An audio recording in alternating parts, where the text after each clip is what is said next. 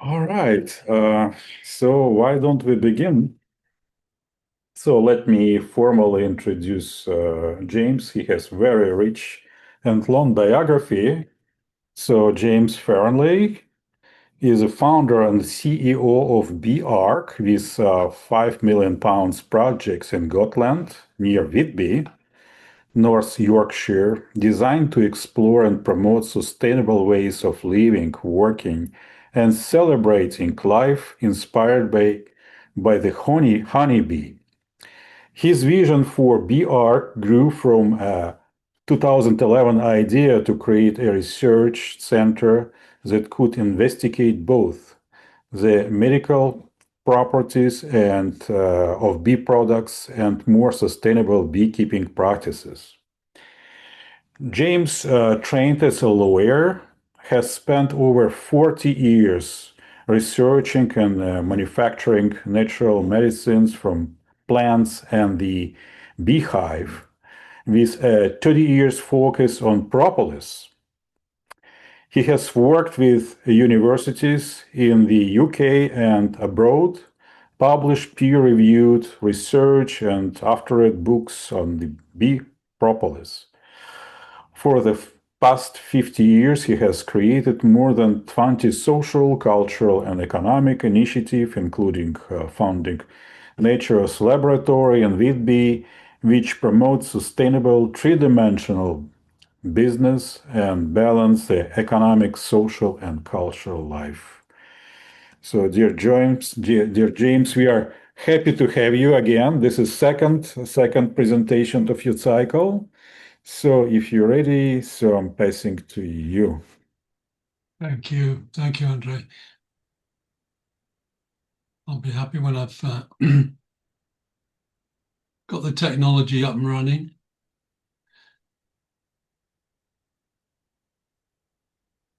There we go.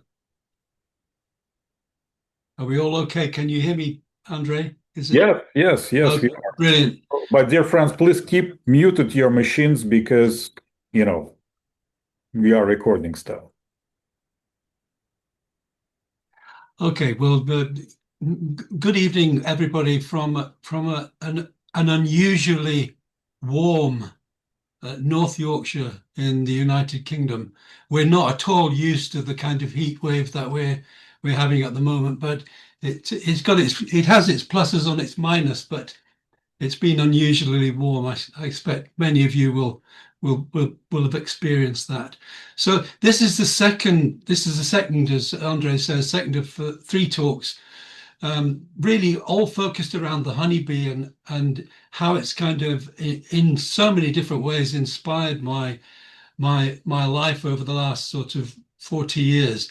And particularly, and this is what I want to talk about this evening, my involvement with a product called propolis, which is a natural medicine that's been used for thousands of years, and which I think has a tremendous potential to help with some of the critical health problems that we have today, but only within a certain context, which I'll explain. So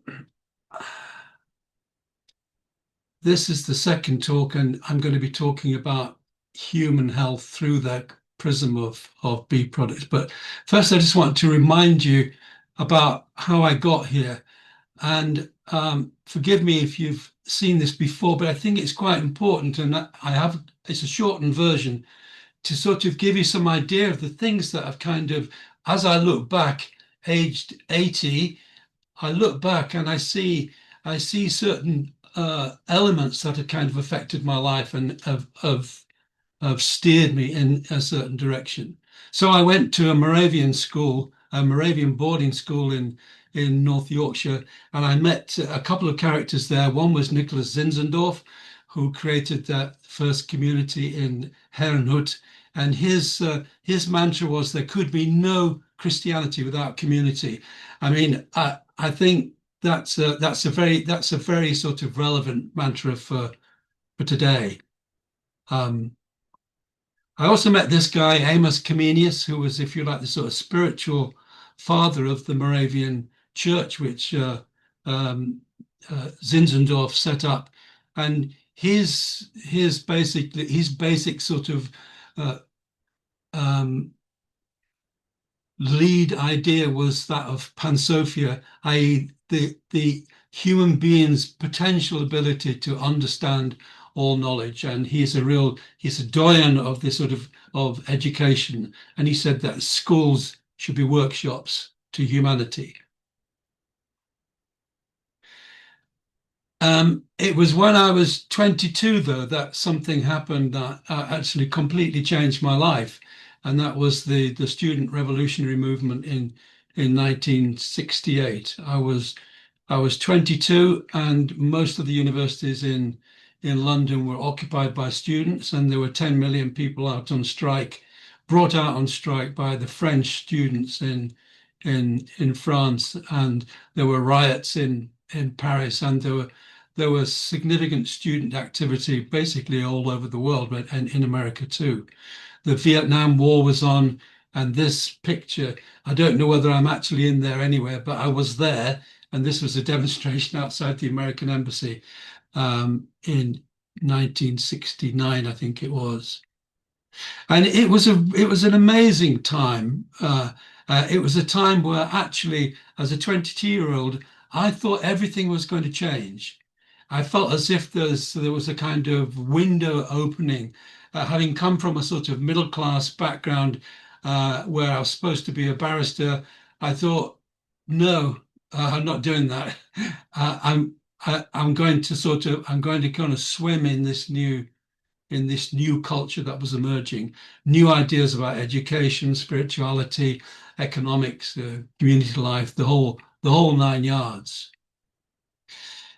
So it was at this time also that I first met Rudolf Steiner, and I was struck by this thought that spiritual science should not simply enrich us with mere theories; it should pour into us something which will enable us to meet that which is coming into the world and that which we ourselves are. And I think that thought about being part of something which is becoming, which we are not creating out of our own being, really sort of hit home with me. And I think it's been a great support to think that in a certain sense, a great deal of one's being is already in action, and in a sense, what we need to do is be able to interpret the context in which we find ourselves. Um, After university, and I decided with my young wife to run away to the country, and I did so after reading a great American, Henry David Thoreau. And this is one of the things he said: "It's not what you look at that matters; it's what you see." How true those words are. So he was a kind of another sort of, uh, and once in the countryside, the pretension to be a smart guy sort of gave way to trying to live a simple life without actually very much money. And I ended up taking the first job I could get, which was working with pigs on a pig farm. And by some odd stroke of fate, I ended up helping a potter, and by some even stronger stroke of fate, I discovered that actually I could do this and was actually quite good at it. So I spent 10 years as a potter, and I'm very grateful for that, because it brought me to a certain extent out of my head and into my hands and into a sort of relationship with the earth. So, and I think it stood me in good stead, and it was at that time that began a sort of lifetime of wanting or having a deep urge to try and bring people together to kind of to find sort of a context of mutual support. And I set up this organisation, the Mid Waveney Smallholders, which was on the border of Suffolk and Norfolk in the UK. And we had, maybe 100 families who would come together looking to sort of explore ways in which they could live life differently.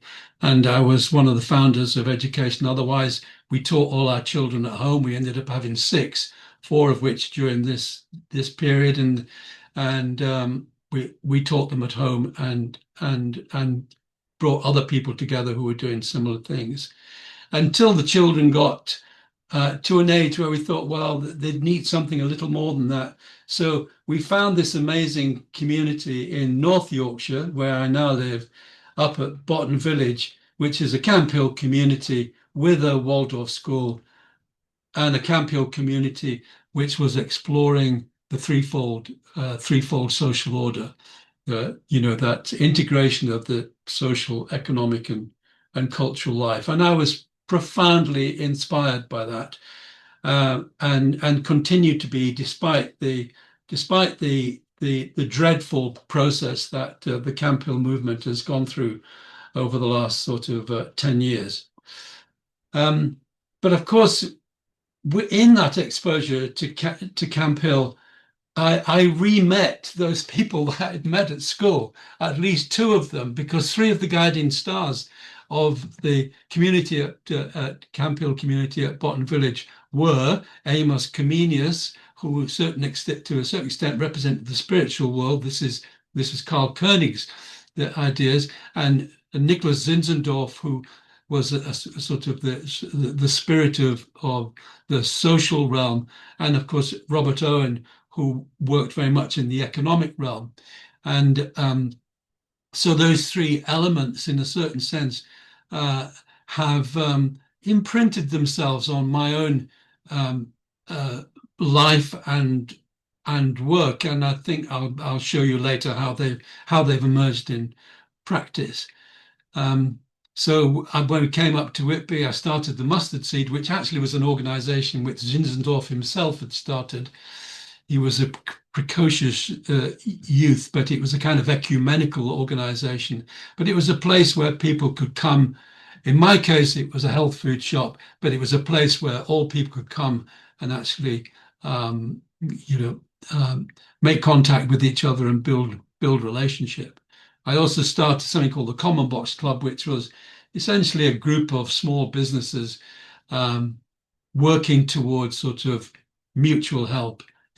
The tagline was mutual help among small friendly businesses, and that was a very unstructured but very positive social initiative for a number of years in Whitby.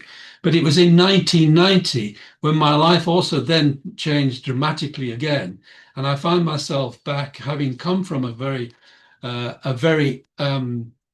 shall I put it, a very strongly committed Puritan, ethically driven business family in West Yorkshire, where the most important thing was to work hard and make money. And it was a bit of a shock for me to find I made a friendship with a beekeeper, and he introduced me to propolis, which I'm going to talk a bit about now. Propolis, which is this natural substance produced by the bees, and which I've been exploring its medicinal properties for 35 years now. So I also want to just give you a little reminder about what we spoke of last week, not last week, or the last time we spoke about the honeybee. I just want to sort of recap very quickly, about how the honeybee itself how the honeybee is being seen by human beings. So in Egypt, the temple at Sail Hagar was known as the House of the Bee. In ancient India's, the gods Vishnu, Krishna, and Indra, they were called Madhava, or the nectar-born ones. In Greece, at the temple at Ephesus, the priestesses were called Melissa. We know that Rudolf Steiner had a lot to say about honeybees, and especially to he spoke about the sort of elevator, the higher consciousness that the honeybee held. These are things that I've only discovered on my journey, but I think it's good to be reminded of this as I describe how my own journey has kind of unfolded. But he says of the honeybee that the whole hive is actually really pervaded by the life of love, that the individual bee relinquishes love but develops it instead through the hive.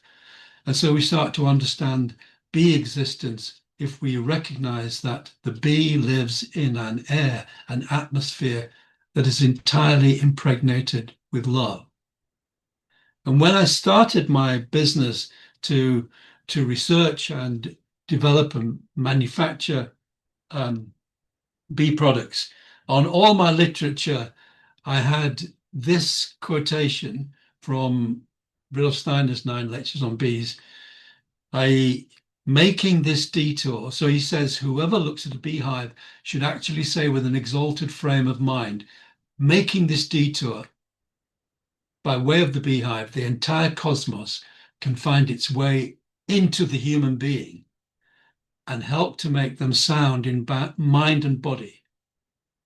So this is very much a kind of, if you like, a statement about the role of the honeybee in terms of our whole health, in terms of our, cosmic health and our individual health.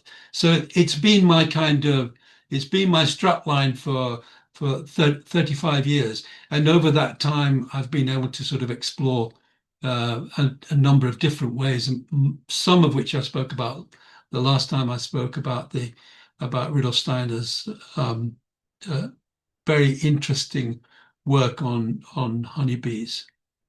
So I want to talk fundamentally. I want to introduce this substance called propolis. It's an interesting name. Aristotle coined the word. I mean, not an insignificant figure in terms of Rudolf Steiner, but he coined that word.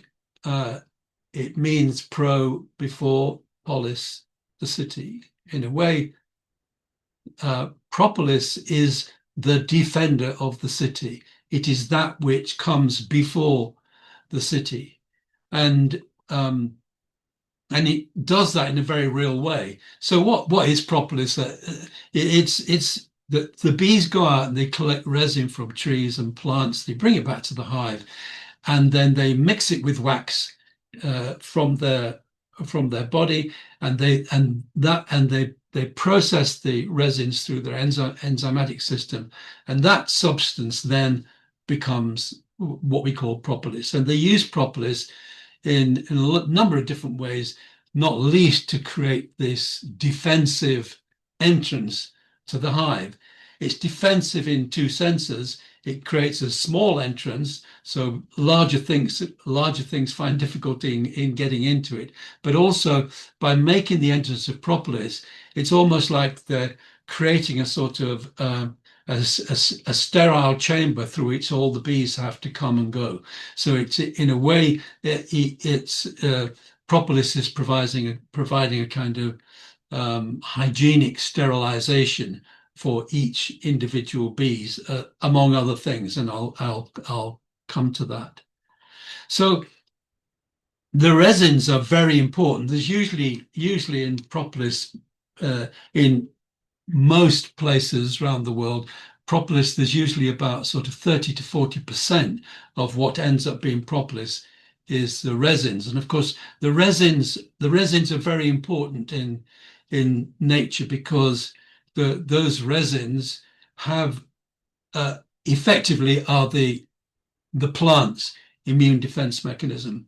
And as a manufacturer also of herbal medicines, we're very familiar with the anti-inflammatory properties of all these resins, like frankincense, myrrh, gum mastic, benzoin, pine bud, and so on.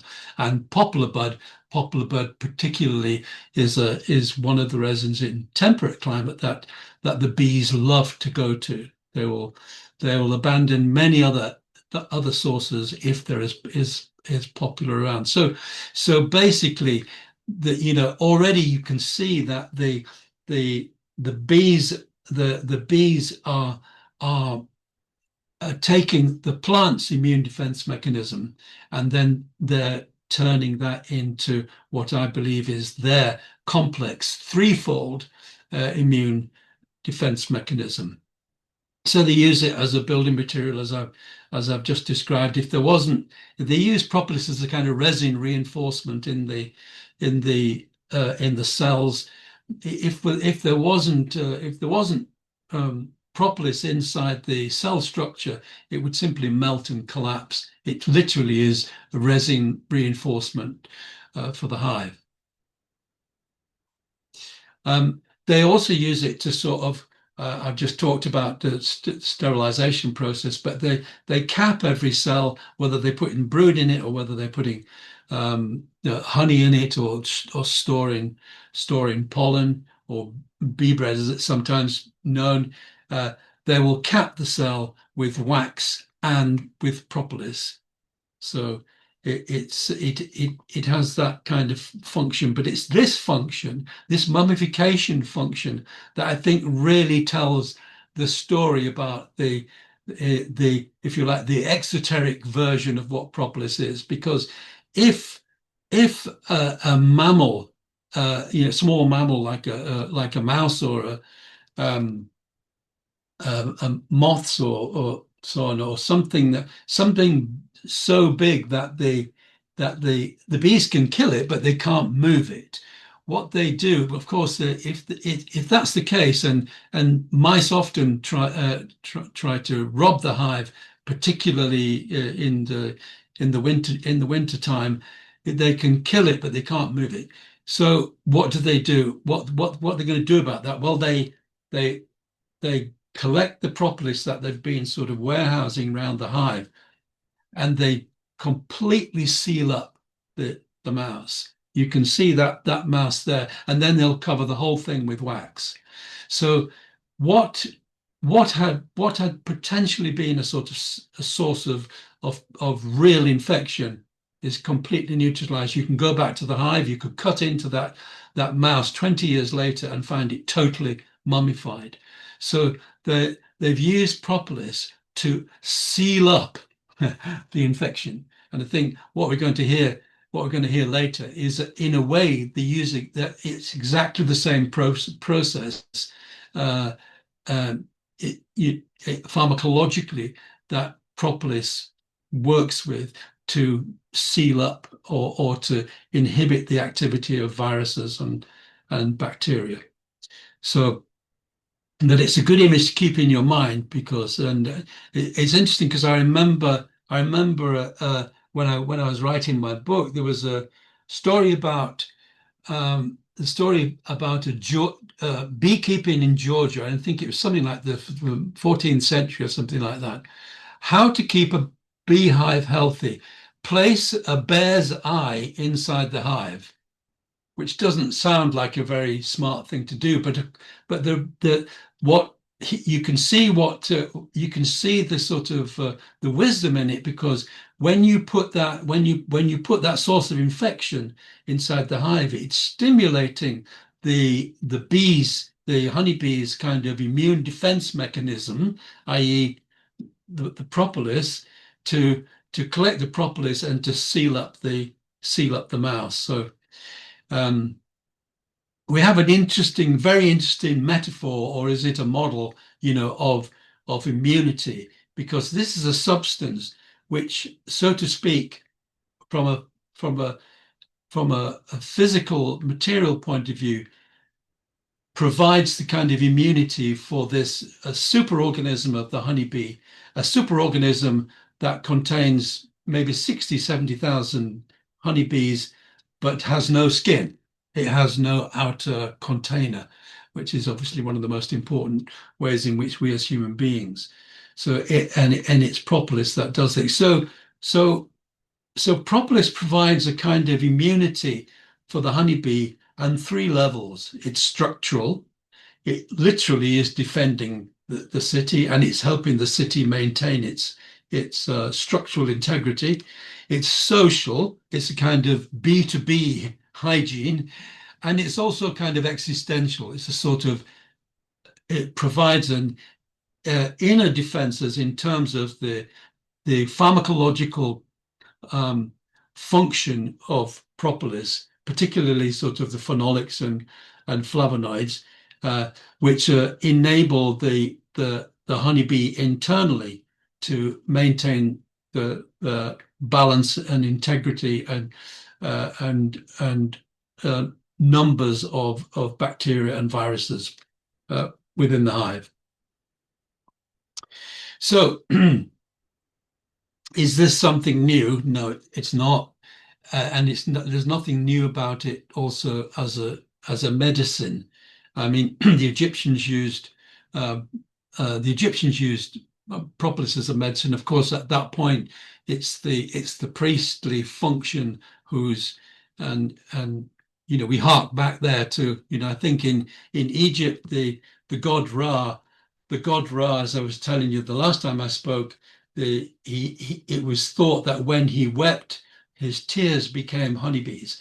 So there we are again. The honeybees is sort of right up there in front of this process of this relationship in terms of the wider concept of health between the relationship between the human being and the spiritual world.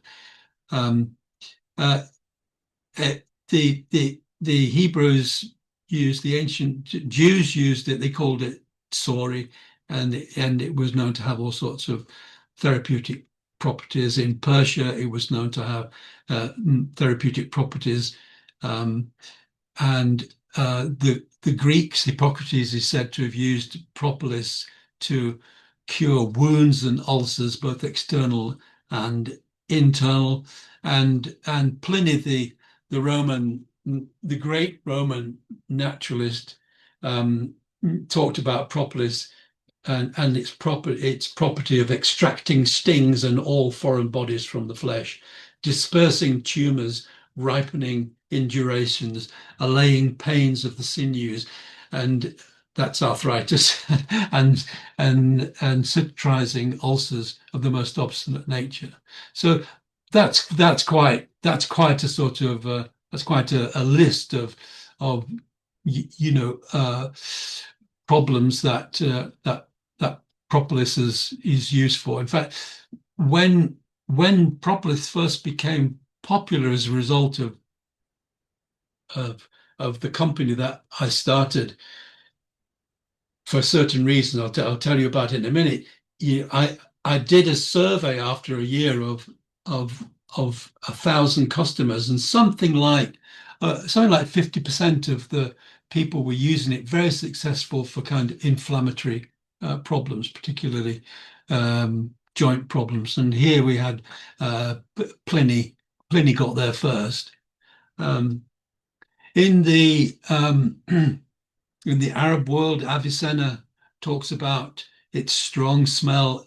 It makes you sneeze. It has the characteristics of eliminating the spikes of the bolts and the stakes. It also rarefies, cleans, and soaks. However, in the Middle Ages in Europe,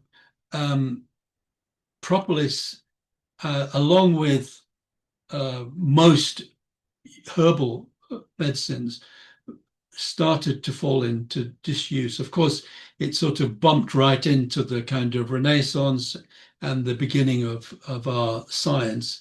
So if you like, the more intuitive use of these kinds of medicines, remember that link back to the sort of priestly function, was seen as less important than the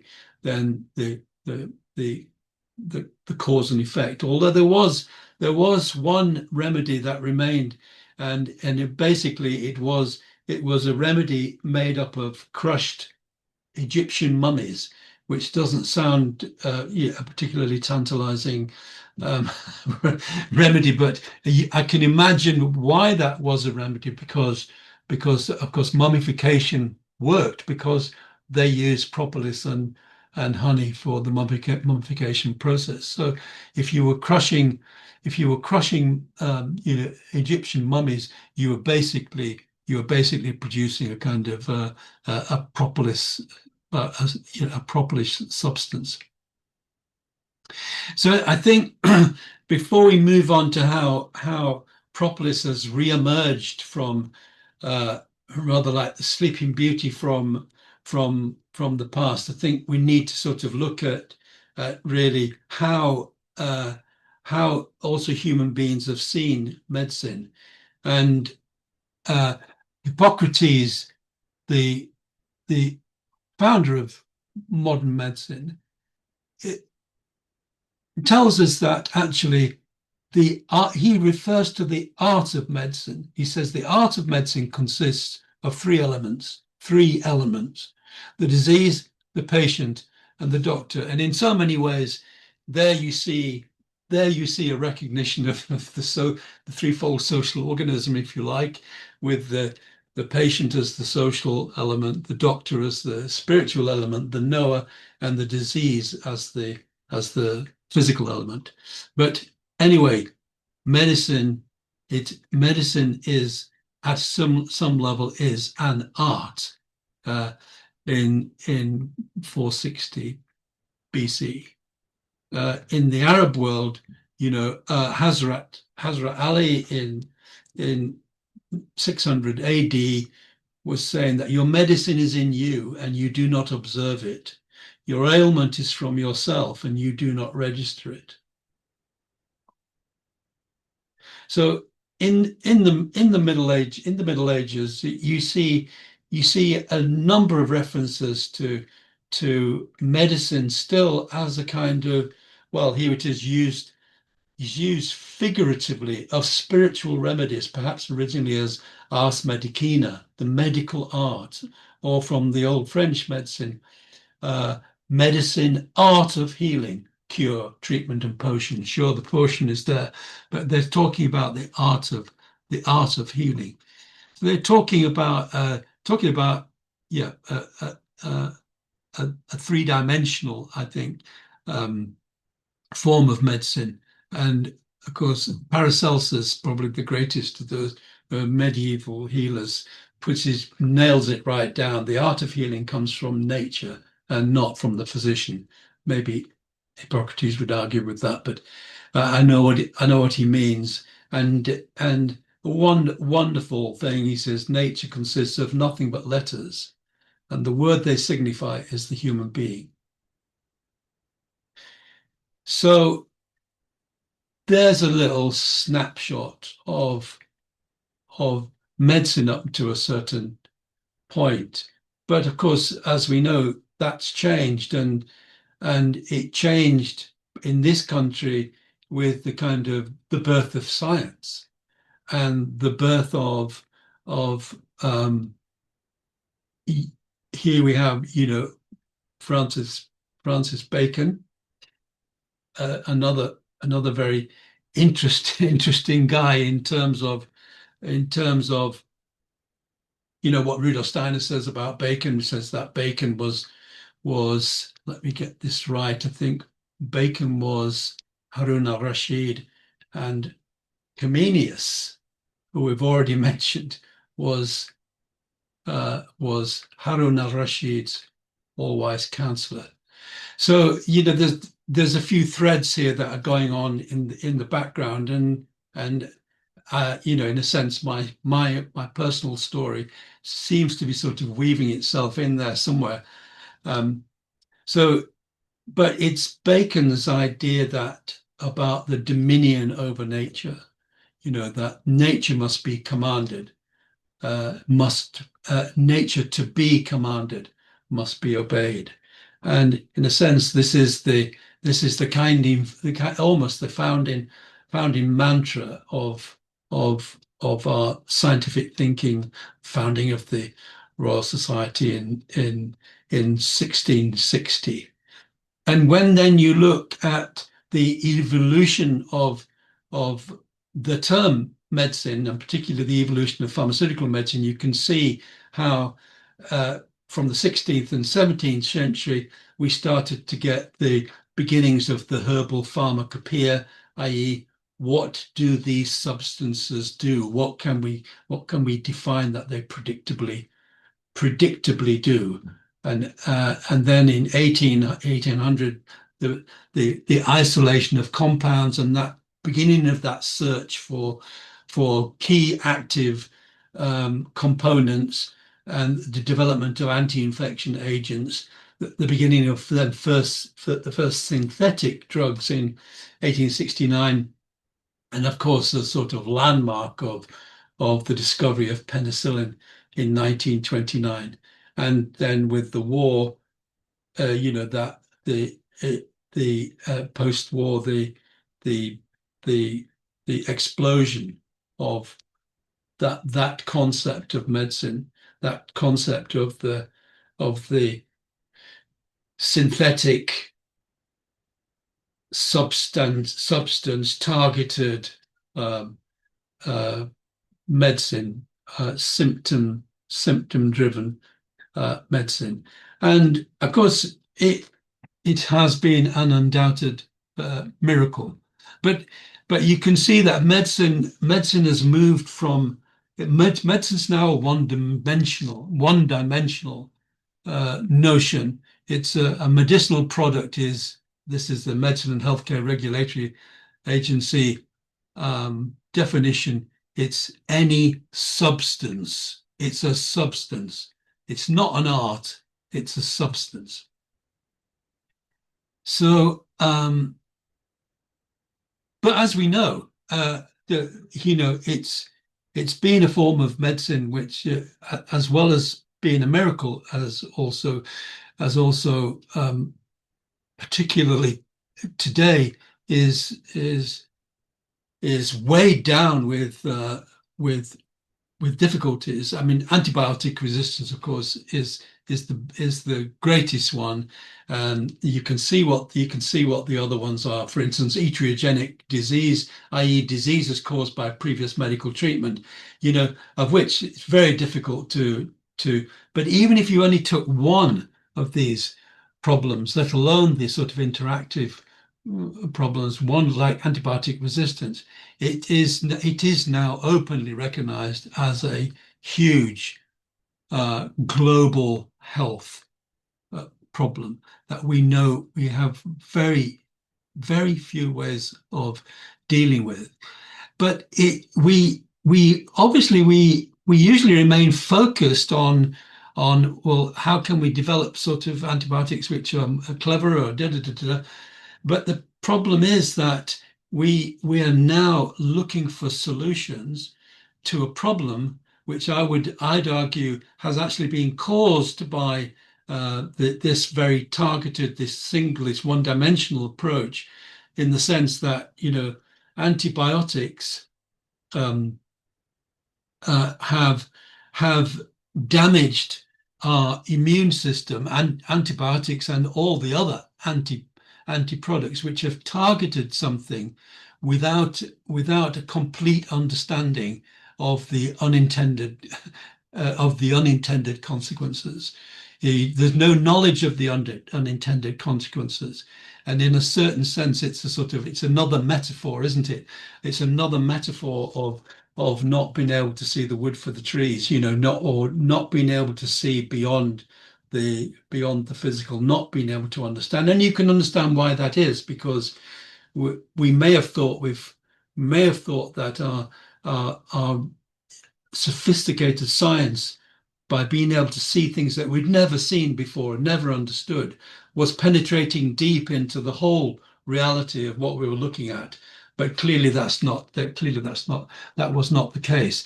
And the context, the way in which we now see bacteria and viruses is changing, and we'll talk a little bit about that in a second. And I think this problem of the erosion, the corrosion of our highly complex threefold immune system, as anthroposophists, we know effectively coordinated by our ego in the context of our threefold, our respiratory system and our metabolic system, has been absolutely compounded by, I think, dramatically by the targeted vaccination, particularly with the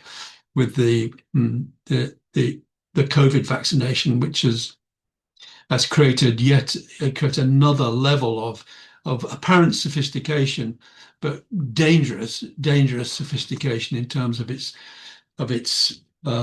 lack of knowledge about the unintended consequences. So coming back to propolis, I became involved in 1990, but there was something of a renaissance in the 70s, started in the West. But actually, propolis never stopped being researched and used in Eastern Europe, particularly.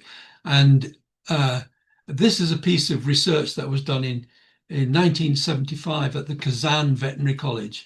I've been to the Kazan Veterinary College.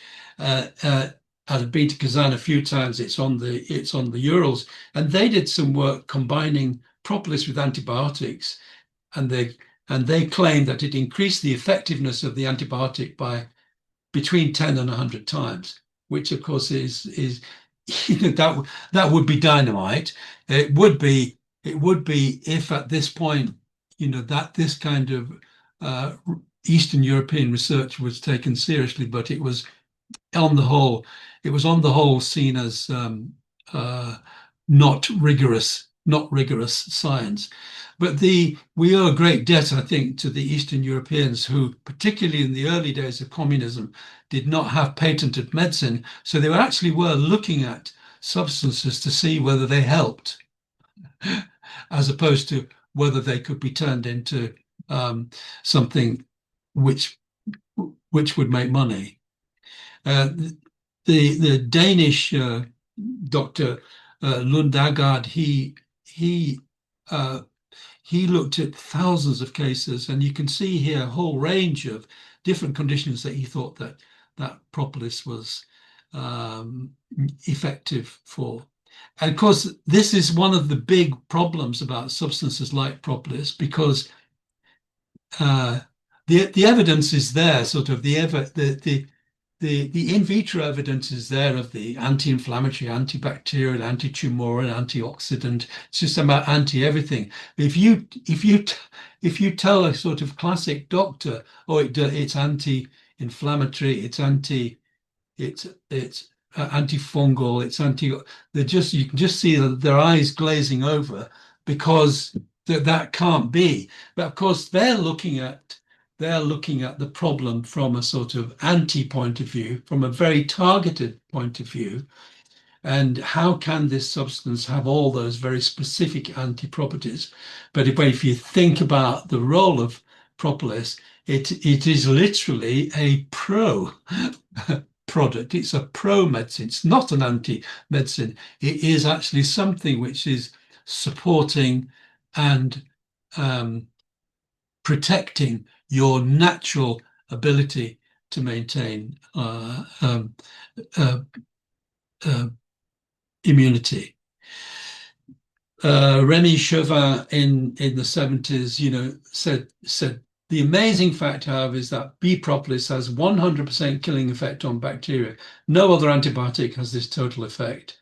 With the introduction of bee propolis, it's possible that we can one day abolish many drug-related chemicals and their side effects. Is anybody listening? But so in 1994, I sort of entered in 1990 I entered the scene, and in 1994, I mean, it's an interesting story, because as a result of a chance connection with a journalist who turned out to be the features editor of the largest selling newspaper in the UK, the Sun newspaper, who we had been sending propolis to. He wrote a full-page piece about propolis in the newspaper, which sells 4 million copies did sell 4 million copies in the UK. and he also put our telephone number at the end of the article, something which you couldn't do anymore.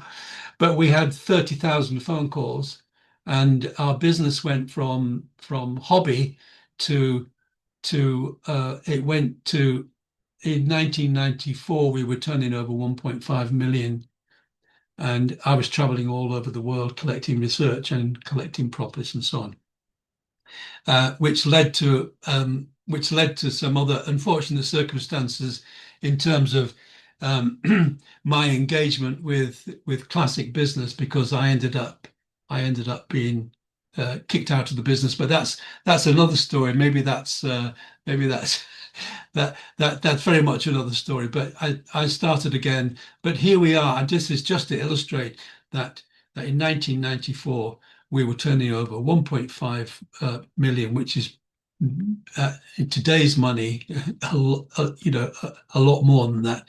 So, but my role was primarily engaged in doing the research. I wanted this substance to be recognized as something that I felt had a real potential. So I brought together a group of people who were working in and around the University of Oxford, and created the propolis research, the Oxford Propolis Research Group, and we published a number of papers through propolis, one of which I'll be telling you in a second. But you can see, in 1980 to 1995, a colleague and friend of mine from the University of Newcastle did this bit of research, and you can see the countries in green. There's a lot of influence there still of the Eastern European: Bulgaria, Poland, Yugoslavia, USSR, Romania, Ukraine, Czechoslovakia, and so on. And many of the people who lead the propolis research today are not even in that list. In fact, I've just finished a book chapter for a book that's coming out in Brazil. The leading propolis researcher by a mile now is Brazil, followed by and including countries like Iran and Turkey and Egypt. There's been a complete shift, and yes, there's been a huge increase in research since I started in 1990. But what I was doing, I collected samples of propolis from all over the world, and traveled all over the world, and started analyzing them, trying to sort of look for the key understanding. We collaborated with many universities in this country, and many more in other countries, and I've written 2 key books about propolis: the bee propolis natural healing from the hive, which is still the key work in English, and more recently a book which I wrote with 2 dentists, which looks at the role of propolis in oral healthcare. And in that book, we review much of the research that's been done about the use of propolis in oral healthcare, and there's been a lot, including research that we've published ourselves, and and there's an increasing number of dentists exploring propolis as a natural treatment. My work and the work of the Apiceutical Research Centre, which sort of came out of this research work, is focused on, in a way, trying to build a map of the relationship between the chemical properties of propolis in any particular geographic area and their biological properties, because they do vary. And again, I'll illustrate how that is. But we have over that year published something like 40 plus peer-reviewed scientific papers about propolis. So we've definitely moved in that period out of the witchcraft folk medicine realm into into serious scientific investigation of a substance which I would say is one of our best shots for understanding and supporting and repairing the phenomenal damage that we have done to our immune defenses over the years, and I would argue predominantly with the unintended consequences of pharmaceutical medicine. So we've made some discoveries, and I think they're important in the context of understanding the different way in which propolis can be seen as and understood as a medicine. And it's definitely not as a one-dimensional medicine, and I'll try and explain why. This is a picture of a meeting that took place in 2013, and the guy in the middle with red trousers was Dr. Watson, who I've been working with now for 15, 16 years. He's up at the University of Strathclyde, and I'm the overweight one on the left without the beard, and I got on a train from North Yorkshire to go up to this meeting, and when I was on the train in 2013, I had in my mind that this was the last time. The company had run out of money. We didn't seem to be making any headway, and I determined when I saw Dave, I was going to say, "I'm sorry, we have to stop." I arrived and he said, "Oh, come in," he said, and took me into a side room. All these people were there, and they each made a presentation about the research that they'd been doing on propolis, and I had not been aware of it, and one of the pieces of research that had been done was illustrated that in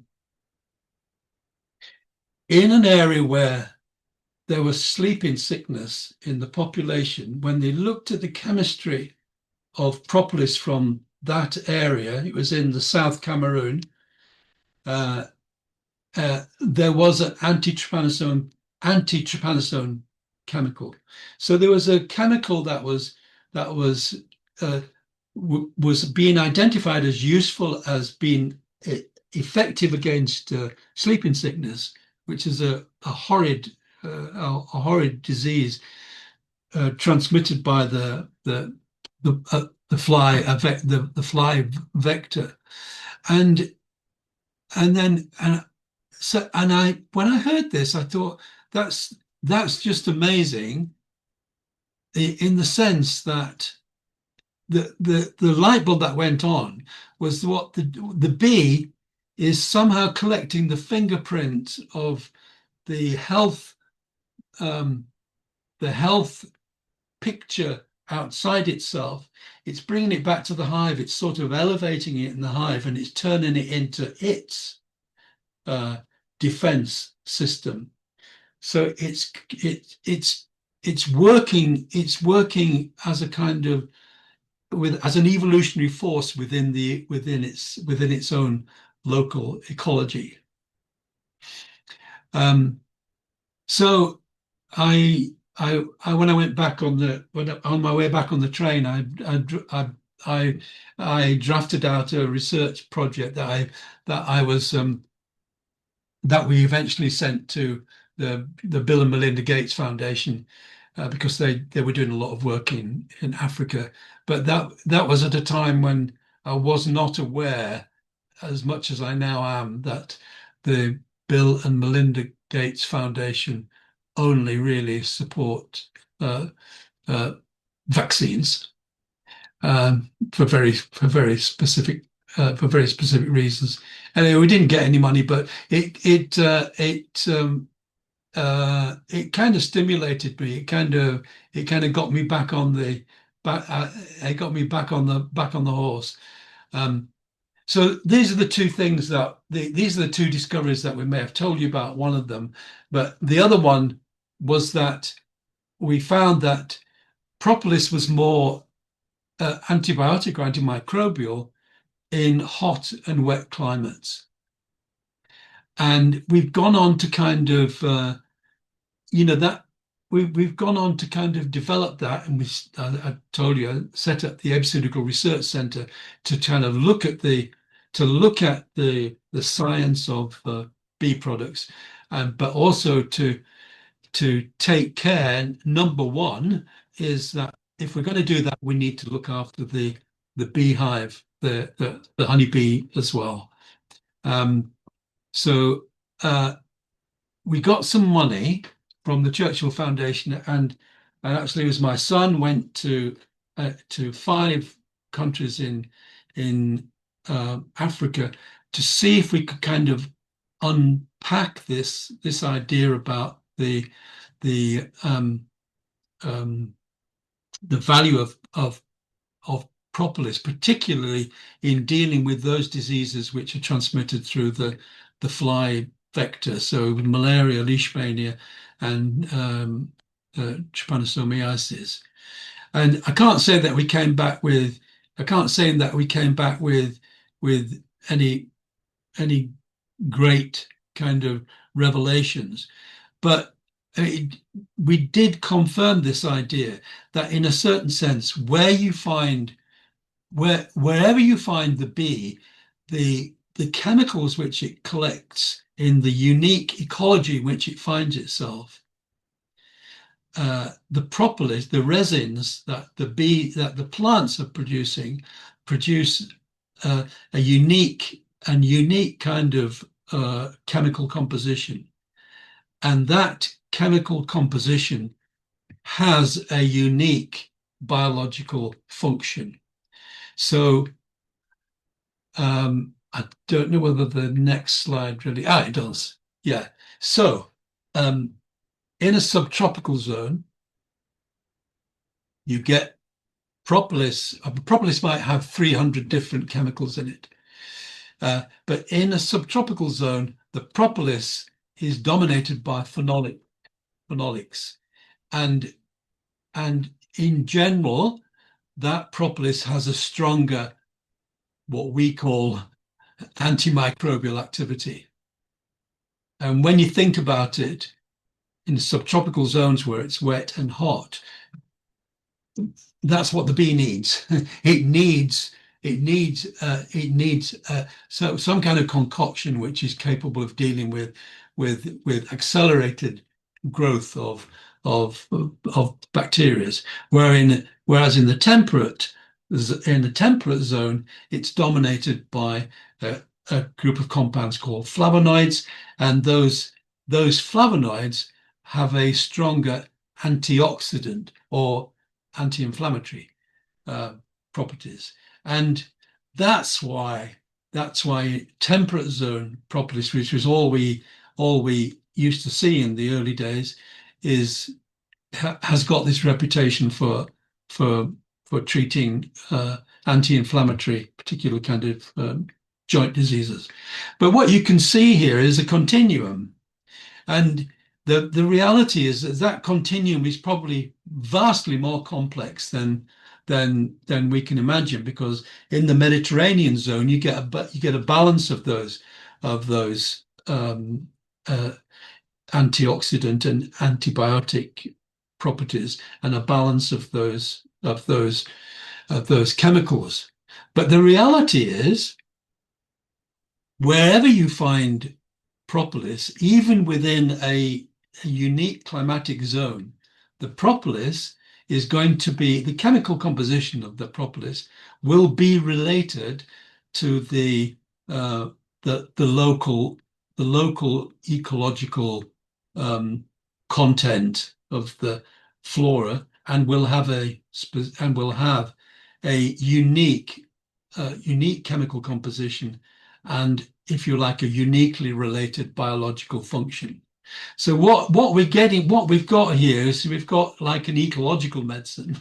We've got we've got we've got a medicine which lives within your own ecology. So you've got a sort of you've got a completely different framework for mm, that kind of medical proposition. And this is a good example of it because in Brazil, who are world leaders in research into propolis now. You've got Baccharis dracunifolia, which grows in northern Brazil in Minas Gerais, in an area that has been drastically polluted by uh, mineral mining. But this plant, which is a form of rosemary, grows really well and has resolved that problem of the cancerous environment and really flourishes. The bees love this plant. They go to it. They bite down into the resin glands of the buds. They take it back to the hive. They use it as their immune defense mechanism. And the researchers have shown that that particular propolis has a very strong cytotoxic effect. So it is being used and promoted as a support for people with cancer. Of course, you know that whole area of cancer research is riven with legal difficulties, and so I think that not as much has been made of that as could be. So suddenly we find ourselves with a substance that is really kind of is really going places, and we at Strathclyde we had the first international conference in 2016. After that, I set up the International Propolis Research Group, and then we had another conference in Bulgaria in 2018. We had some online conferences in 2020 and 2021, very successful. We had a third international conference in Istanbul in 2024, and we had the fourth international conference in 2025 in Brazil, with hundreds of people present. And we're going to have the fifth international conference, which I'm organizing in York with the university in 2027. There's been an enormous increase in propolis research over the last few years, and you can see this exponential curve. And this is about a third of that research is related to dealing with antibiotic resistance. There's been an increasing number of clinical trials using propolis in Brazil with COVID-19, and in Italy with upper respiratory tract disease, also very, very relevant for the COVID thing and for metabolic syndrome. So, no, how can I get that? There we go. I am getting there. I sit on the International Standards Organization, and there are 35 countries trying to set a standard for propolis, which fundamentally is impossible. But nevertheless, we are doing something which is helping to bring some kind of order to a pretty chaotic and flawed global market. So how does it work for human beings? So let's get back to that Oxford connection. It works. This is work that we did at Oxford with Professor Philip Calder. It works by uncoupling bacteria. It works by switching off the quorum sensors. Quorum sensors are what trigger the creation of biofilm. Biofilm is MRSA, it's dangerous bacteria, it's organized bacteria. Propolis switches off the signal which says to the bacteria, who really just want to take over at this point because they're experiencing a weak immune system. They say, okay, well, it's time we moved in and swept up. But propolis has the propolis switches that it inhibits that signal. With viruses, this work was done in the 80s, 1985, I think it was, where he says, and I want you to remember back to that mouse example, the sealing up the mouse. Dr. Hafstein says that the protein coating around the virus is maintained by the bioflavonoids in propolis. It's the same as being immune to the virus, but only in the presence of bioflavonoids. So in a way, it's the bioflavonoids that are preventing the protein coating of the virus of becoming dangerous. So it's kind of just, it's inhibiting. The same with inflammation, it's blocking the inflammation. So in terms of its use at human beings, how does it work? It works by supporting our natural immunity. It's not a killer. It's a negotiator, if anything. It uncouples, it seals, it blocks off, it switches off. You see, it's working in a completely different way, but it's working in a way which is specific to the complex chemistry. So the reality is that human beings, we have three dimensionals. We know from Rudolf Steiner's threefold social organism, we are threefold entities. You know, we have a nervous system, respiratory system, metabolic system, and we know that our immune system goes down if you have a physical trauma, if you have an emotional trauma, if you have an existential trauma. Our immune system goes down. So what is it that makes it go up? Well, it's obviously, you know, it's obviously something that fits the bill in terms of Rudolf Steiner's definition of medicine, which is something which embraces the human being in respect of body, soul, and spirit, in respect of those three areas. Our nervous system, or our higher realms, our respiratory system, our feeling realm, and our metabolic system, our kind of our will area.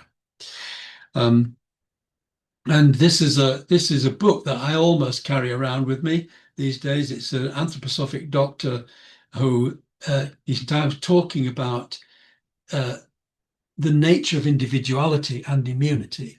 And he's saying the more diverse and individual the microbiome colonization, the better the protection against infections. So he said this result should actually turn our concept of health upside down. It's not the presence of viruses and bacteria that makes the disease, but when certain bacteria are not present. So you see, we kind of, if you go back to that, that reflection on the impact of pharmacological medicine, which is in real terms a very blunt instrument. It purports to be a smart missile, but actually it does a lot of collateral damage. And as Harton was saying, you know, it's not the presence of viruses and bacteria that make the disease, but when certain bacteria are not present. So it's when we interfere with this immensely complex, I don't know how many, 3.2 trillion, something mind-boggling numbers of viruses and bacteria. And he even argues we should change their name. They're not, you know, viruses are not necessarily the enemy. And here again, he says, you know, up till now, one disease, one therapy, you know, example, vaccination. And he said this concept completely ignores the individual human being. So he's basically saying one man's medicine is another man's poison. Standard therapies no longer have a place in chronic disease. And this was really illustrated by a book that I came across that looked at this nutritionist looked at 1,000 cases of radical remission from cancer. These are cases that doctors had said there's nothing more we can do. she she came up with 9 key factors that she said made a difference. So I thought, well, I'll put those 9 factors of hers into my threefold social organism, and and and you see how it worked. In a way, there are 3 which are essentially physical, like changing your diet. There are 3 which are essentially social, like releasing suppressed emotions and embracing social support. And there are 3 which I'd say are essentially existential or spiritual, like following your intuition, deepening your spiritual connections, and having strong reasons for living. This to me is a perfect illustration of is a perfect illustration that unique human beings, balance their health in a unique way, and that way depends on their particular constellation of factors in relation to their the threefold nature of their organism. But of course, communities are also, have immune systems. Communities, and Rudolf Steiner, as we know, the threefold social order, the fundamental social law, really see. And I'm not going to spend a lot of time on this because I'm sure you're all very familiar with this. But I mean, he says a healthy social life is found only in the mirror when in the mirror of each soul, the whole community finds its reflection, and when in the whole community, the virtue of each one is living.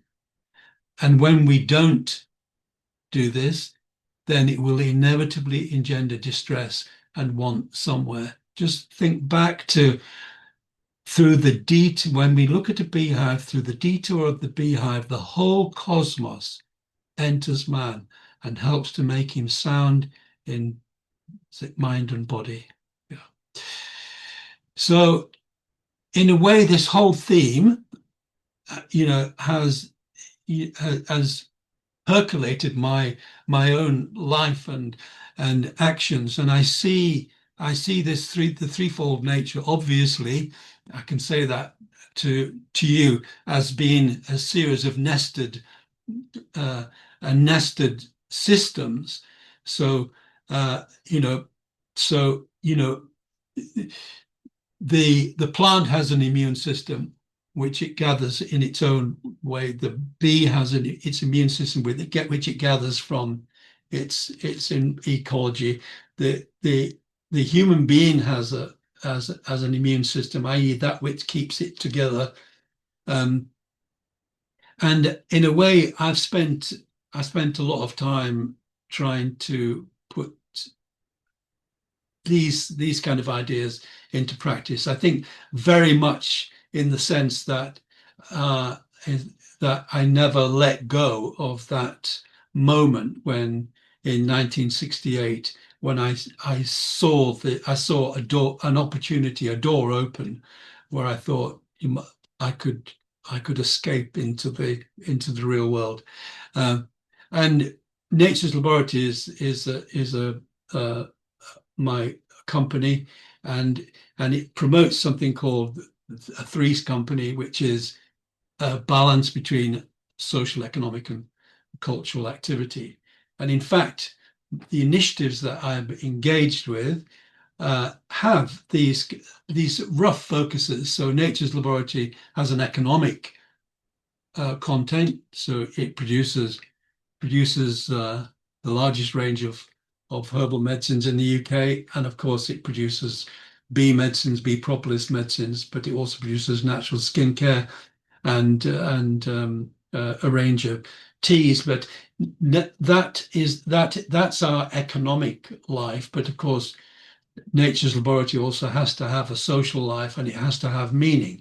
So we work very consciously, trying to understand within ourselves we meet, for example, every Friday as a college, not as a board of management or board of directors. We meet as a college, as a group of people exploring their relationship in the context of making these products. We have a social component, which is is based around a health food shop, which also has a community bakery in it, and which is now beginning to run community workshops, pottery, weavery, spinning, gardening, various things, and puts on events, films, workshops, all sorts of things, which are basically designed to sort of build relationship within within the community. Um, yeah, I could tell you more. And then there's the cultural element, which involves that which Andre spoke about at the front of this talk. The B arc is the central thing because this is like a big idea. It's a big idea that I'll be talking more about in the next talk because I see the B arc as as as an expression of what Rudolf Steiner would have called an island of culture, something a sort of, but which I also see as a kind of um, imaginal um, an imaginal cell. Those cells in the those cells in the caterpillar, which when it becomes a chrysalis, hold the message, the cybernetic of the future. So uh, yeah, so the B arc is the B arc's a very important part, but also as the Abyssinical Research Centre doing the research and the International Propolis Research Group. These are these are these are these are cultural initiatives designed to promote, knowledge and education. And and that's a picture of the that's a visual of the proposed B Art building. But I'll say more about that next time. So next time it's the future of humanity. Never been one to sort of steer away from the big title because I think we are in a critical space now. We're at a critical moment, and I think what I've understood about the honeybee as as an entity with a higher consciousness, as an entity which has embodied love, as an entity which can help us to understand the critical pathway that we need to take, so to speak, to do as those people in the mystery schools at Ephesus did, to mimic, to to to um, to follow the lead of the honeybee as a sort of model or metaphor for or a stepping stone into a higher reality. Um, so thank you for listening and thank you to the honeybee. And I'm sorry I've gone on quite a long time, I can see. So thank you for staying with it. Dear James, it's good. It's totally good. We used to have longer presentations, so it's all right. Okay, good. Yes, yes. So, dear friends, shall we take a minute or two break and come back with questions? Yes, I mean, let's do it. Let's take a 2, maybe 3 minutes, and we will be back. All right? Yeah, thank you. Thank you.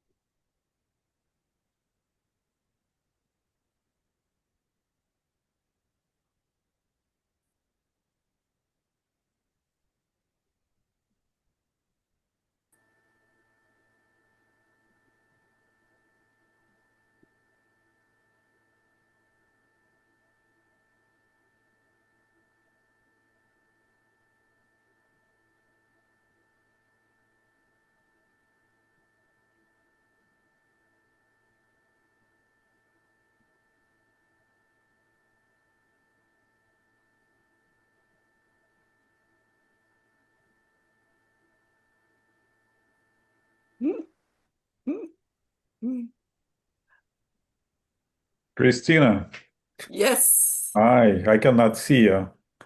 Oh, sorry, that's a problem. I have a very high ceiling in that flat under the roof and mm, not the best lights. Hmm. Why doesn't that function? It has, I closed it. Aha. Excuse me. I have a marathon today, Andrew Linnell too. We have been by the group of the Michael. Oh, Andrew, can you help? Yeah, we Andrew, were we were Michaelis part of the or whatever. Michaelites out of Eastern Europe. So their goal is to bring East, West, and Middle together and help bring war to an end in that region, amongst other things. So, but yeah, it's they are sitting in Dornach at the moment, but it's a couple. He is a German and he come by the Great Michael conference in Right, contact with Irina from the east of Ukraine. And so now they are together and they look to build up that bridge between the fifth culture epoch and the sixth. right, exactly. That's a much better explanation. That's their goal. So thank you, Christine. Well, okay, looks like we are back. We are back, and can you guys reveal your faces if you would like to ask questions? I hope you have some. Yeah, I'm just showing to James. I have a whole jar of propolis Ah, in wow. the fridge, so and I'm Eastern European, I'm Russian, so we still believe in it, so we're chewing it from time to time. So yeah, it's local, but I'll tell you, in US, it's prohibited to sell and buy. Oh, no, not buy, but sell. It's we have a honey supplier who is 90 years old, local, and what he said, he said it's prohibited to sell. That's why when he what do you mean? delivered, It's prohibited to sell it yeah, raw? raw, yeah, but Yeah, this is raw. This is raw. yeah, yeah, yeah, Yeah. yeah.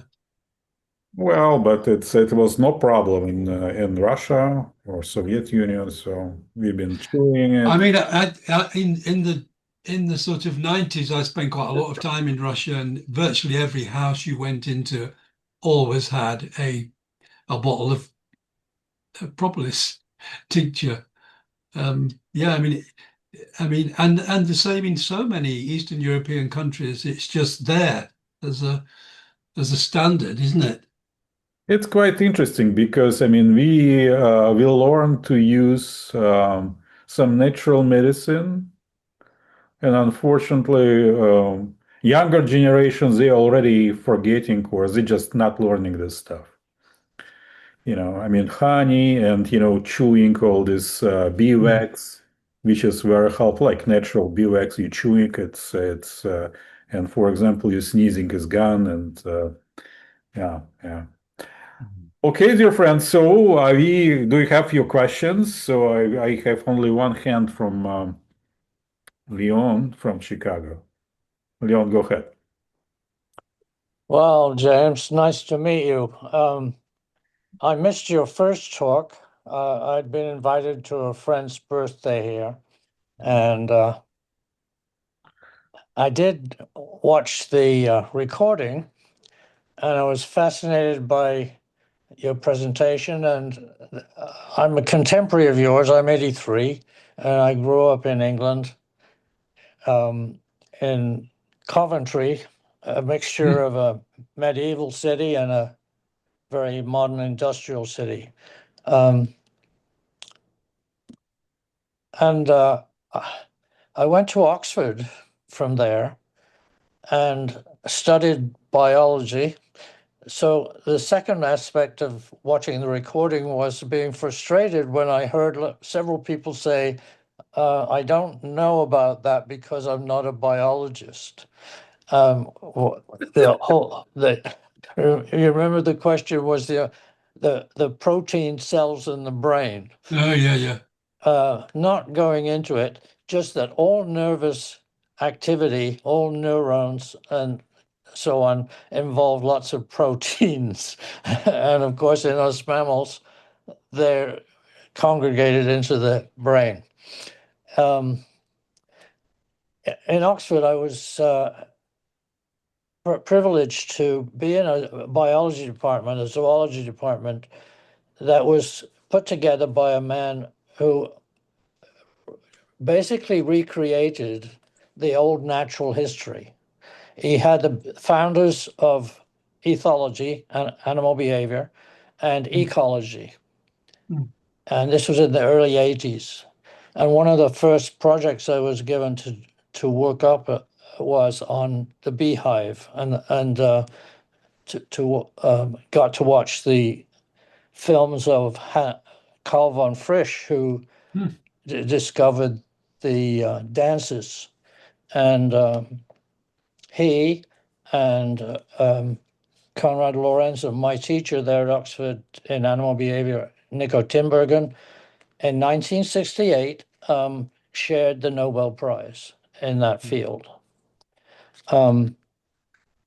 So I had heard about many aspects of the bees from a more circumscribed academic orientation. Now, I have a more personal interest in them because early this year I was diagnosed with cancer. And what I've been looking into is the bee venom. Yeah. And I'm not quite sure yet how to use it. But I'm told that honeybee venom works on cancer cells in many different respects, and also that it's unique in doing that where other bees' venom doesn't. So any further comments on those topics would be welcome. Thanks. Yeah, I mean, the illustration I gave you about the radical remission book and about how different people got well or remissed from cancer, but in radically different ways. And it struck me that for example, there was one of the stories that Kelly Turner tells is of a very high-flying tech guy in Japan who was working kind of 7 days a week and and he gets cancer and the doctor says nothing I can do. So he started going up onto the roof on his penthouse and because he couldn't sleep, he would listen to the dawn. He started listening to the birds, something he'd never done. And he became quite an expert in understanding different bird songs and the time at which the birds were waking up, something like 20 minutes before dawn or something like that.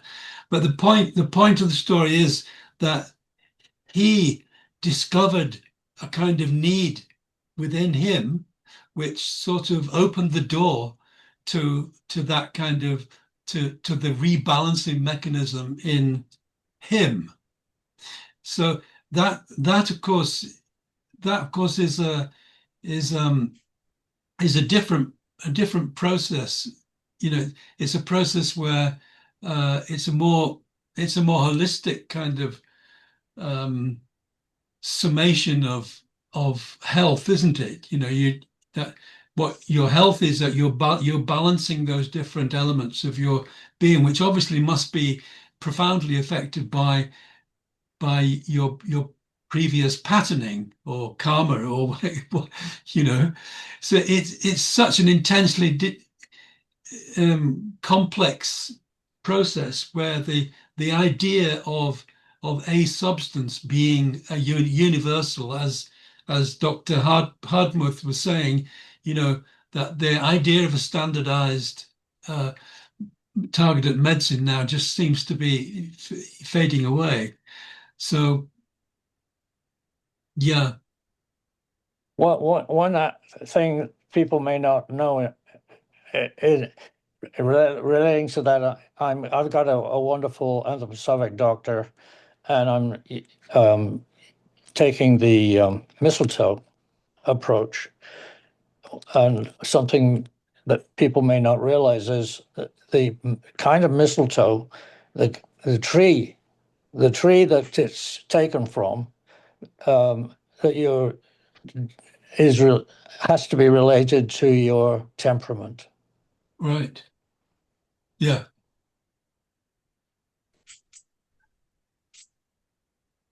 That's a kind of reflection on what I was talking about, isn't it? Absolutely. Yeah. So it's pursuing that path of absolutely personalized medicine, isn't it? Personalized, functional, related medicine. What I'm kind of toying with the idea is ecological medicine. So you are related by definition to your environment because you're there. You could say karmically you've been placed within, you re-enter your kind of spiritual ecology, and there is where you have to work. Yeah, thank you. No, thank you. Okay, thank you, Leon. So, Jillian, yeah, go ahead. Thank you. It's just a fairly sort of basic practical question.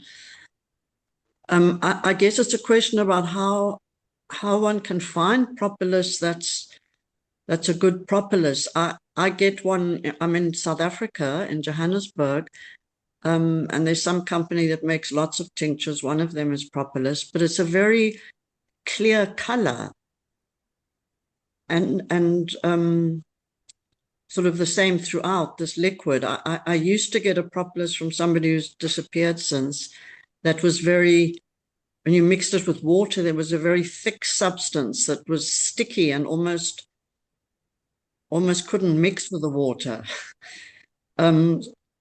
So it seems like obviously there's different ways to make it, but how do I try and find a propolis that's more genuine or authentic? Yeah. Well, I mean, I'd say that ideally your best bet is to locate your local beekeeper and ask him if he can let you have some raw propolis, and if he will, because that's propolis from your ecological framework, your culture, if you like, and then if you can't get access to sort of 100% alcohol, you can use vodka and just put it in and just and then keep it in a dark place, and then keep shaking it up, and then sieve it through a kind of like a coffee filter or something like that, and you've probably got the best option. But I mean, propolis is very resinous, so it shouldn't dissolve. It won't dissolve in water very easily, and alcohol is absolutely the best substance for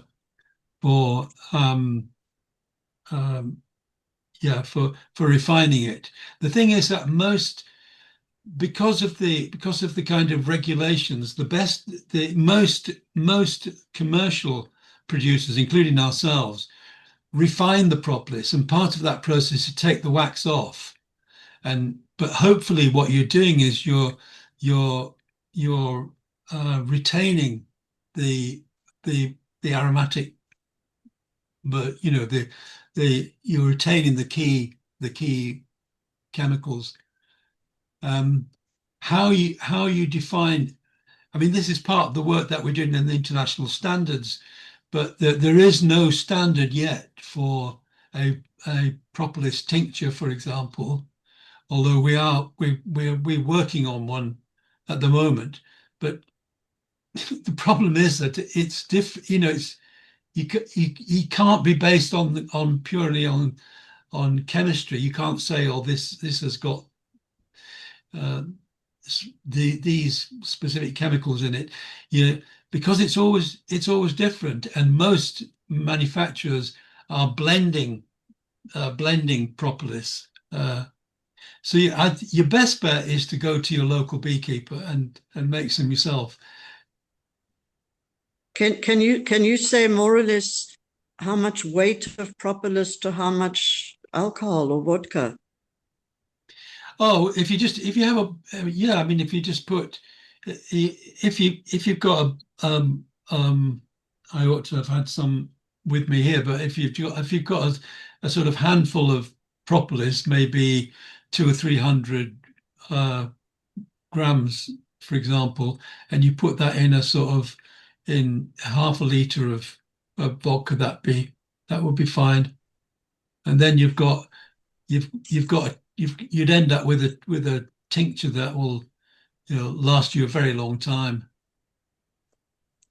And how long should one leave it in the dark?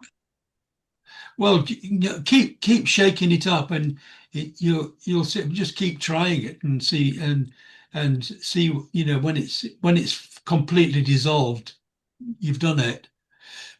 And then it's probably a good idea.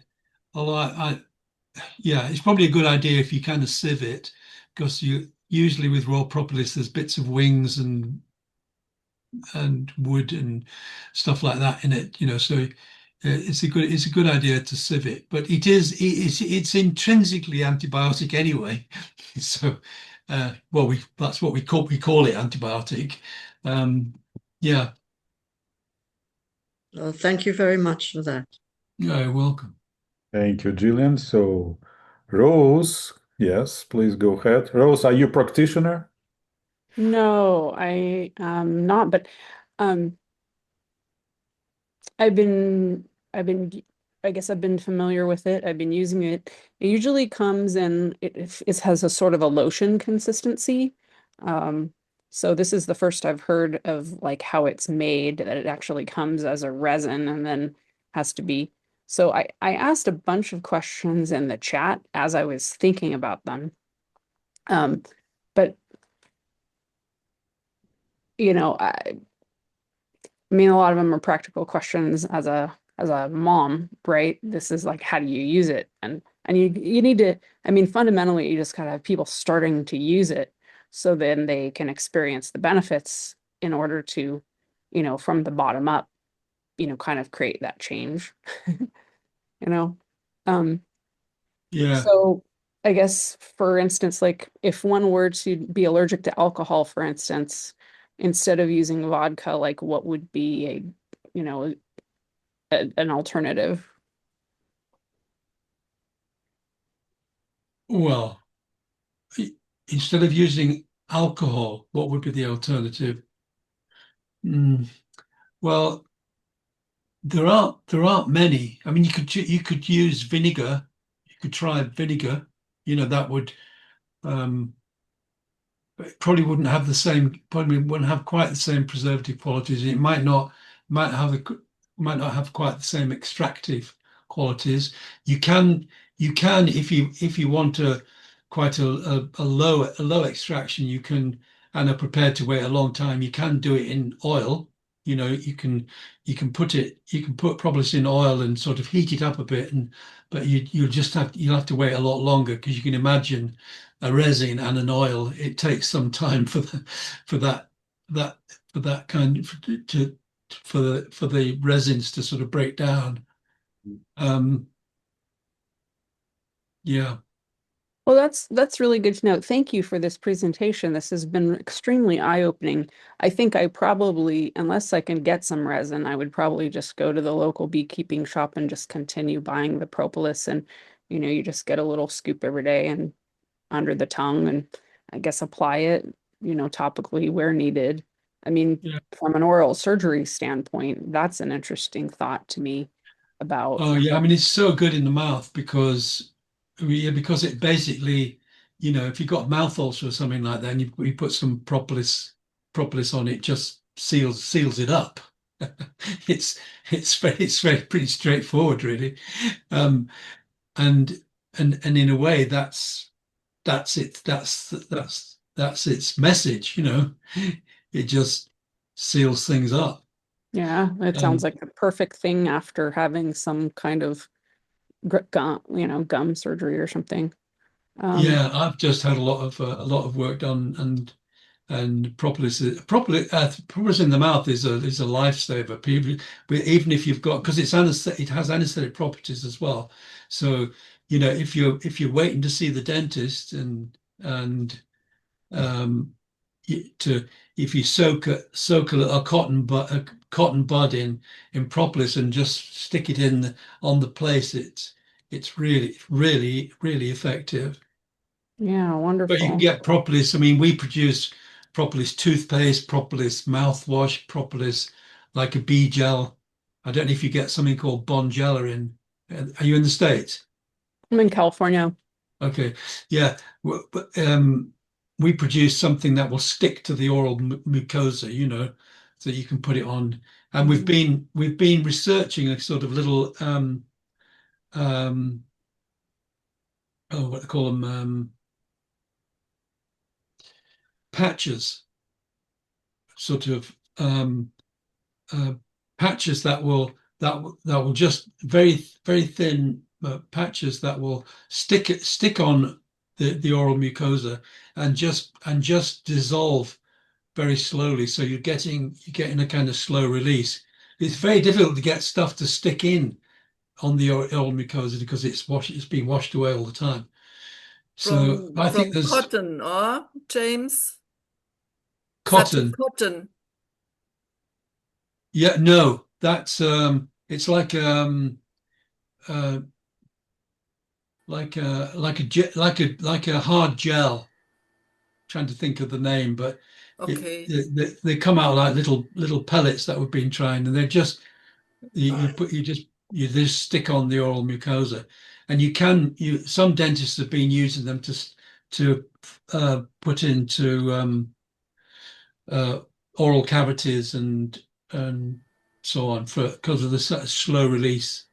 Mm. Yeah. So there's quite a lot of technology going on as well about delivery and using nanotechnology and all that sort of things. I'm not all that into that really because, as you probably heard, I'm more like to suggest just go to your local beekeeper. I mean, I make a whole range of um, of of propolis products, and you know, I think I do my best within the context of the regulations to um, to to understand the provenance of the propolis, to make sure that the you know to measure the the the key chemistry of it, make sure it's of a, but there's nothing like the real thing. The more you refine anything, the more you kind of you in a way undermine it in a certain sense. But nevertheless, I think it's still worth making those kind of products available. Yeah, that's Yeah. really interesting. So when you get it as a lotion, where it's in a lotion consistency, and you have a little, at least that's how they sell it at our local beekeeper, and you get this little spatula, small spatula, and you to take it out and put it under your tongue. That's Okay. been refined already. More than likely, yeah, absolutely. It's probably bound to be, yeah. And there's a company that we work with in Arizona called CC Pollen.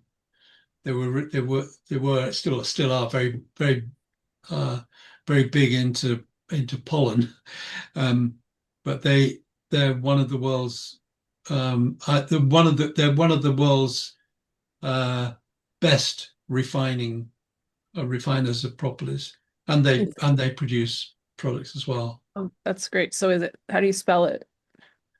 C, capital C, pollen. Okay, thank you. CC pollen, yeah. Thanks so much. Okay, more questions, dear friends. Okay, Christina. Thanks. James, how is that with the varroa problem for the bees? That must also have an effect on the propolis. So it's that not every beekeeper I would prefer to go there. So I would look to someone who looked to be so close to nature as it works. Mm. I think that's absolutely right. Yeah. I mean, I'm not. I guess my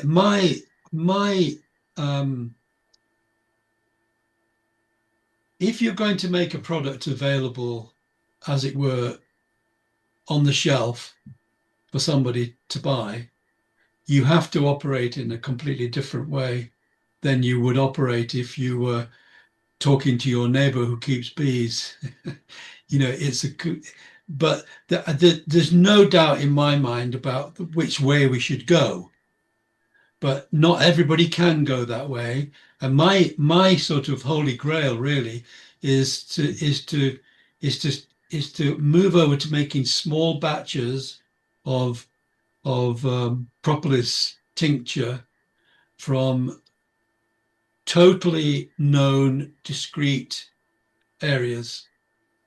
Whereas at the moment, of course, there's a global trade in propolis. I mean, normally a beehive will only produce about 10 ounces of propolis a year.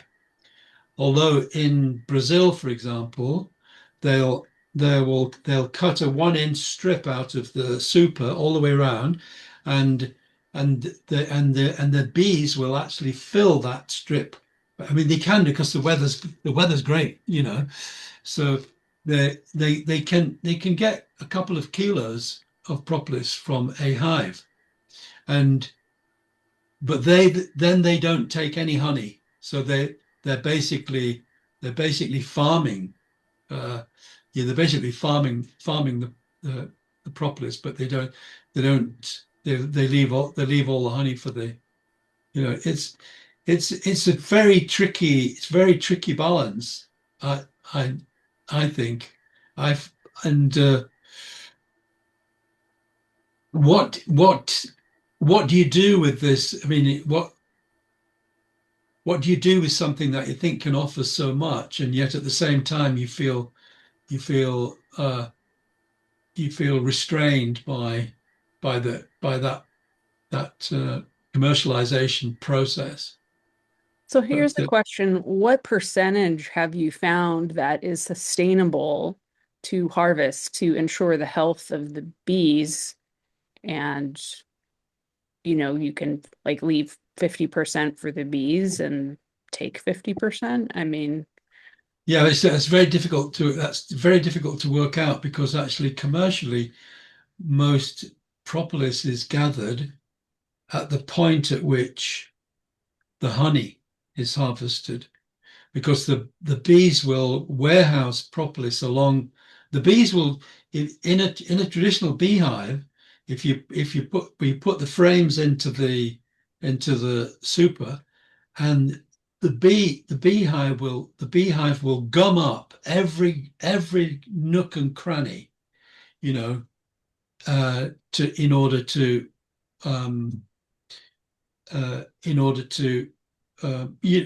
seal up the hive. So what what some beekeepers do is that when they take the frames out, they'll then scrape the propolis off that the bees have put down and scrape the frames. And then they might, once they've extracted the honey, they might put the wax comb onto a sun, something where the sun will melt the wax and run away, which they'll collect and reuse for making frames. But what will be left will be those bits of propolis that the bees have put into the cell. So they will harvest propolis from there as well. And yet other beekeepers, well, like the Brazilians, will create big spaces in the super, which the bees are forced to fill up. Although, for instance, in Brazil, if you look at a whole 1-inch strip on a super, you'll see that there might be 3 or 4 little holes where the bees use for coming in and out. So, and those are the ventilation. That's ventilation for the hive. That wouldn't happen in a temperate climate, because it's just not warm enough. So obviously, you can get you get a completely different kind of propolis from that situation. Yet still other beekeepers, I mean, more in temperate climates, will put a sheet. It's like a propolis harvester, which is basically it can be a plastic sheet with very small holes made in it, which you then put under the crown board and you leave the top open slightly, and the bees have to fill it in because it's a source of they have to seal it up. So they will fill all those little holes up, and then when it's full, the beekeeper will take it out, freeze it, and then bend the propolis trap, and the little bits of clean propolis will come out. So there's all sorts of ways. But your question is how much? I don't know. And I don't know. I don't know the absolute provenance of all the propolis that I buy. I mean, I try and work with people I've known over the years and trust. That's all I can do. And it's not an ideal situation. But yeah, I think it's such an important conversation because at least I keep hearing that the honeybee population is in danger.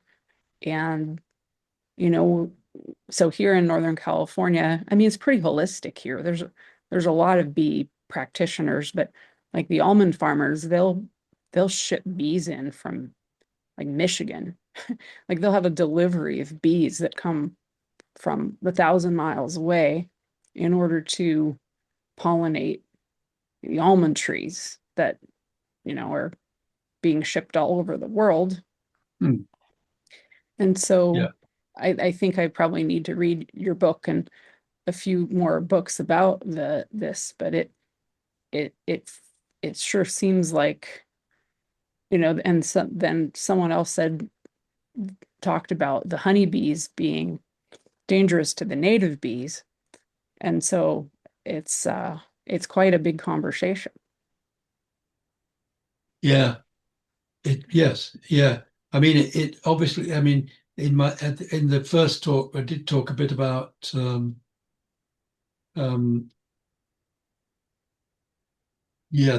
colony collapse disorder, which was primarily in the US, but not entirely in the US. Colony collapse disorder is where the bees are leaving the hive full of brood, full of food, and disappearing. it's also called the Marie Celeste syndrome for because they're just disappearing. And I think what's happening, and that was very serious in the US in 2013, 14, around about that time, when I think in 2014 the US lost 40% of the entire bee population, and there's a lot of bees in America, isn't there? You've just described the use of bees. Perhaps perhaps with a home base in Florida, who that are taken to the almond harvest or the peach harvest or the what harvest, whatever. And if it's the almond harvest, for instance, there will be millions of acres of nothing but almonds, which is not good for them. And the way that kind of monoculture is maintained is by spraying. So, and also at critical times. I mean, there's a lot of films out there, but there's a lot of films there that are exploring this issue. One really good film is Queen of the Sun, which actually features a number of anthroposophic beekeepers, including a guy called Gunter Hauk, who runs who started the bee sanctuary. I think it was in Illinois, and it's a really, if you want to be informed about that, I think that's a really good film to watch. Thank you. Mm. Okay. All right, dear friends, have we more questions, or we can round our, or you can save your questions for next time, which will be July 25th, right? Final presentation. July 25th, yeah. Yes. I have just one statement specifically about Amos Comenius. Are you interested to hear it now? Definitely. They know he is reincarnation of chief advisor, one of chief advisors of Harun al-Rashid. Yes. And we've been studying these karmic relationships, and Rudolf Steiner didn't tell the name of chief advisor, but everybody who watching Disney. So this is Aladdin, for example. So this is his name is Jafar, the previous incarnation, Jafar, and we did a little bit further research. Jafar ibn Yahya Barmaki. So Barmakids, it was big, I would say, family of they've been working in for Harun al-Rashid and the whole empire. So, but unfortunately, it was some kind of disappointing conflict among them, and finally, Jafar Barmaki was executed. Yes. Yes. So you know about it. So just yes.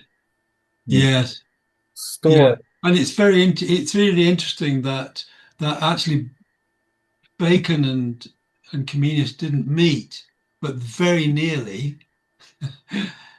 They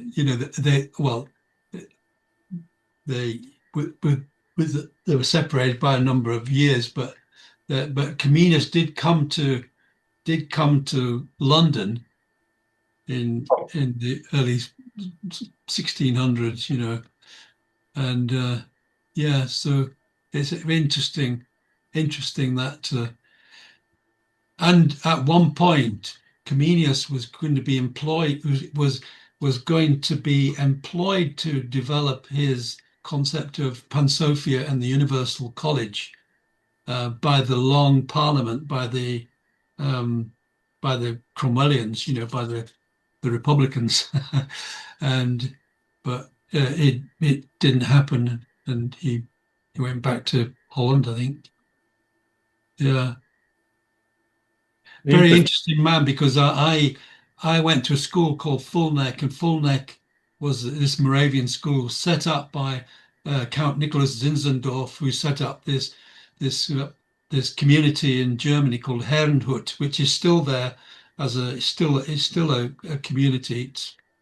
It's changed somewhat, but it was quite an inspiring story that about Zinzendorf, who gave refuge to all the kind of itinerant Protestants that had been sort of kicked out after the 30 Years' War and were wandering around Europe, and he gave refuge to those. And hence his sort of idea, that there is no Christianity without community. I think that's a and community is something that the bees have cracked, because as Rudolf Steiner says, love is embodied in the hive. Yeah, they've actually done it. Yeah.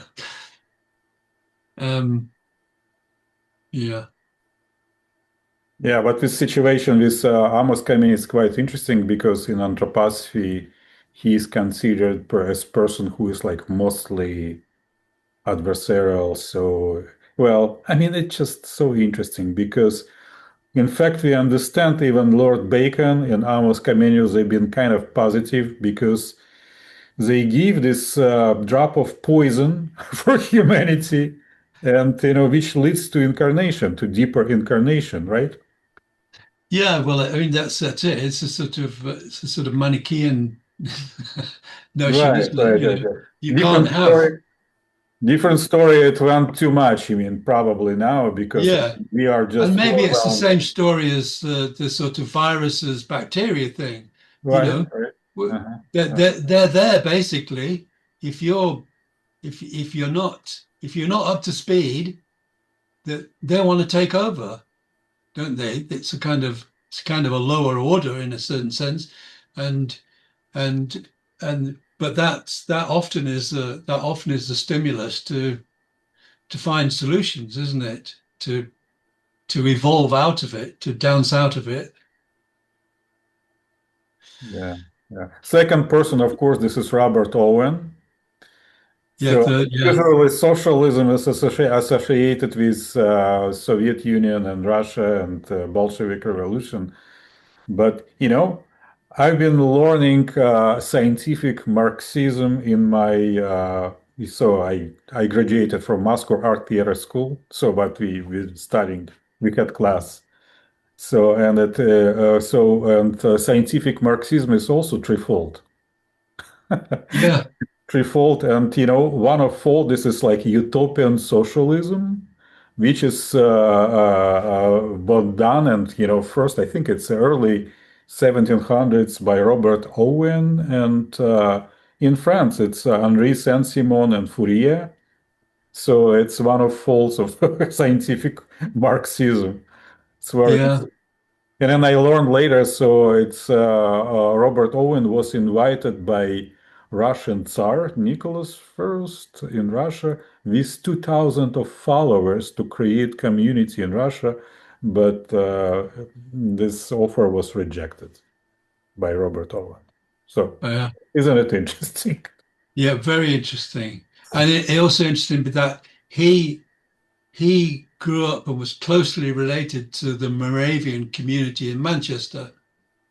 So the sort of there's a sort of shared impulse going on there. Comenius, Zinzendorf, and Robert Owen, and then of course you've got Karl Koenig, sort of yeah. I mean, Karl Koenig was sort of saying, well, those three people, in a sense, are the raw materials of threefold social order that Rudolf Steiner provides the sort of the synthesis of those focused views, which of course presumably took place at an appropriate time in the appropriate situation. Are you saying that threefolding is in the context of socialism? because perhaps it needs to be in the context of socialism and not in the context of capitalism, because maybe threefolding is impossible in a capitalistic society. Well, in a way, I think the threefold. So I think Leon's laughing. Oh, I'm sorry, I'm still alive online. Yeah, you are still present. So, Oh, well. can I just say something? So that socialism, a capitalism, this is only way of economy. This only economical way. It's not ideological stuff, in fact. If you people treating socialism as type of ideology, it will be absolutely wrong. Because socialism, this is only applicable for sphere of production and economy only. This is a way of producing a relationship between workers and I don't know. Yes, yes, and how goods are divided in the society.